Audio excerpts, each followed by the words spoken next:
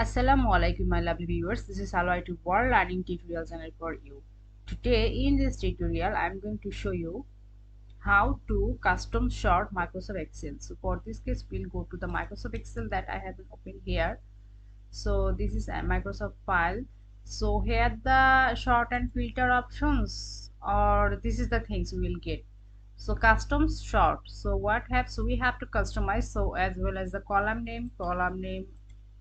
So before that we will select the things. So this column names I have selected, then customer sort, continue with the current or do Microsoft found data. Next selections you have continue, no need to, or unselected way, customer sort.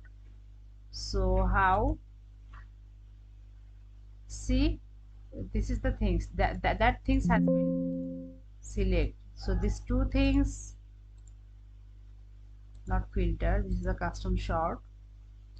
So what have there have sort by column, sort by value, so sort by order. See, so in this way we can do this thing.